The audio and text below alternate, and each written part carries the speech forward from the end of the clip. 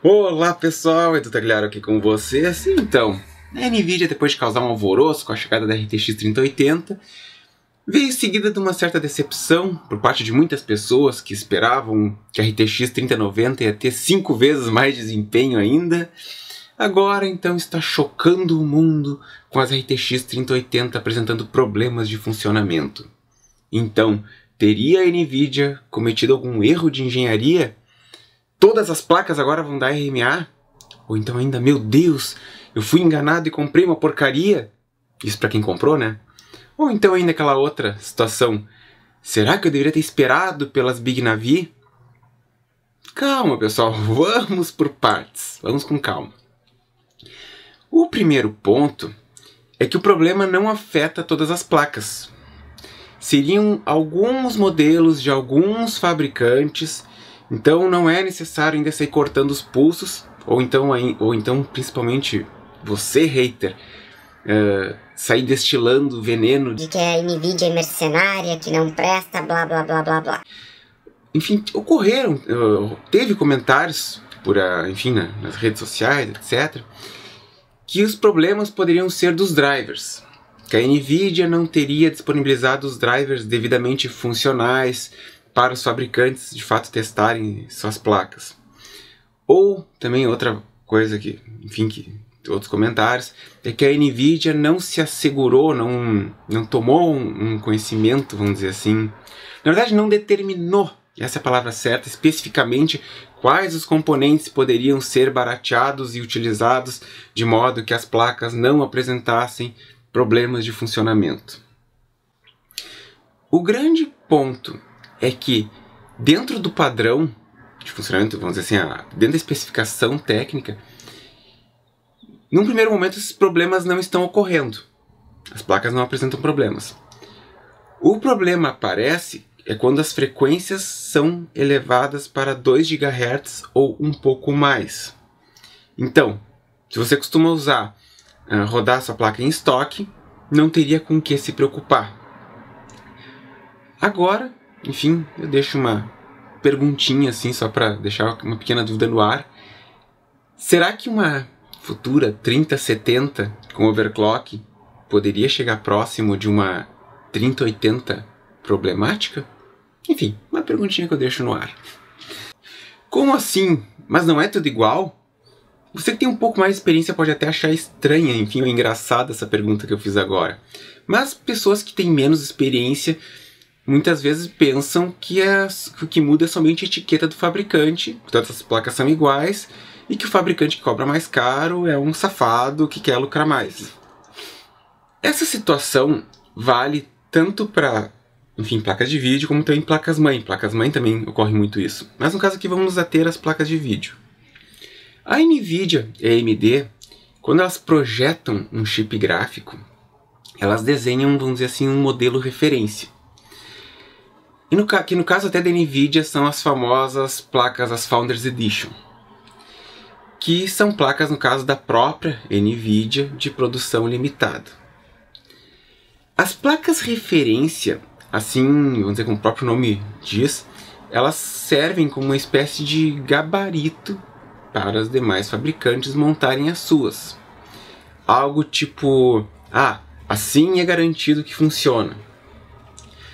Então os engenheiros começam, enfim, a trabalhar, né, em busca, enfim, dos seus projetos mais específicos, dos fabricantes, né?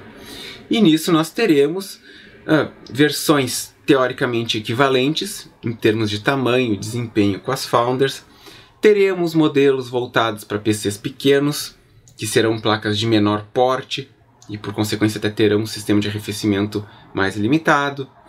Assim como também nós teremos placas até maiores, com um sistema de arrefecimento mais elaborado e com overclock de fábrica.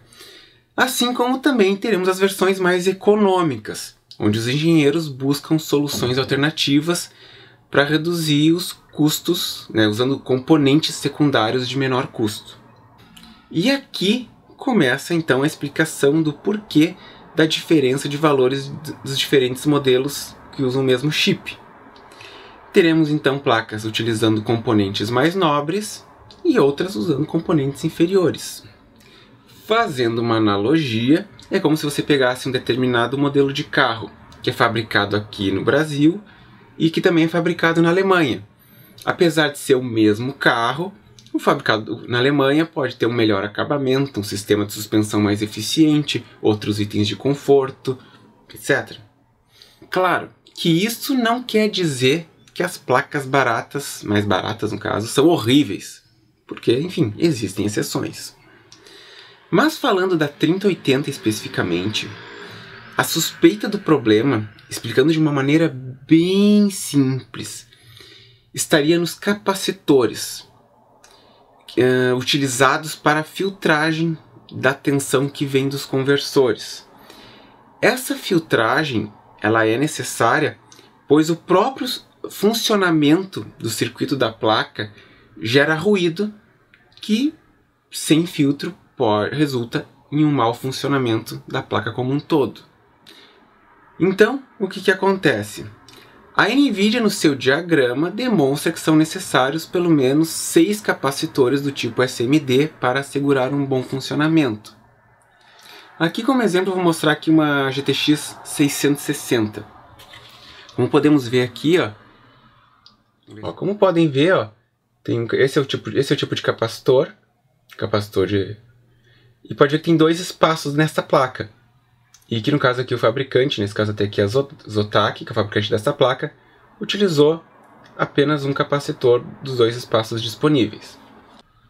A questão é que tecnicamente está se falando que esses capacitores desse modelinho que eu mostrei para vocês não seriam os ideais.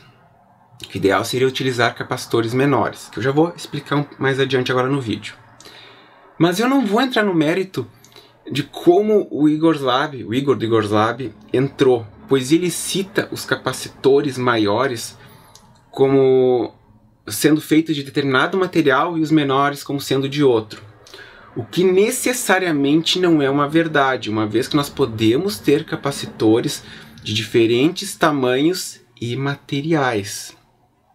Então, assim, só tendo de fato acesso à especificação do capacitor utilizado para se ter certeza do que está sendo utilizado.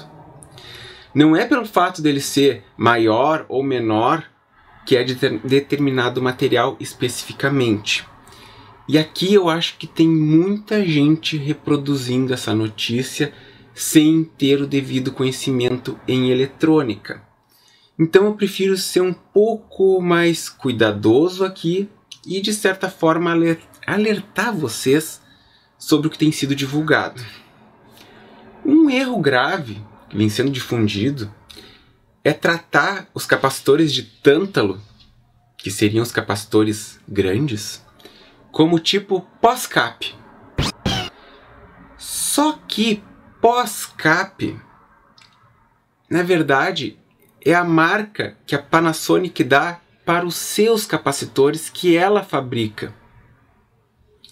Ou seja, as pessoas estão falando de marca e não de um tipo de capacitor. Entendem? E as placas não estão vindo com capacitores da Panasonic, por exemplo. Esse é um grande erro que vem sendo retratado. Com relação aos capacitores pequenos, em princípio estão sendo tratados como MLCC, que são do tipo, no caso, Multilayer Ceramic Chip Capacitors. Seriam capacitores de cerâmica. Outro ponto, mesmo que de fato os capacitores sejam dos materiais e tipos relatados, existem muitos modelos e marcas diferentes. Então, não é pelo fato dele ser um MLCC, no caso, o capacitorzinho pequeno, que assim está sendo relatado, que ele vai ser de boa qualidade. Assim, então, nós podemos ter capacitores de tântalo, que aqui no caso a gente está chamando os capacitores grandes, para facilitar o entendimento, que eles vão ser melhores ou piores que os MLCCs. Entendem? Tecnicamente falando, um MLCC ele lida melhor com altas frequências, ao passo que os capacitores de tântalo, teoricamente, eles operam melhor com baixa frequência. Isso, de certa forma, até corrobora a própria NVIDIA, que nas Founders Edition usou uma solução, digamos, meio termo, ou vamos dizer assim, quase meio termo, utilizando, no caso, 4 capacitores de tântalo e os outros 2 espaços com uma série de capacitores do tipo MLCC.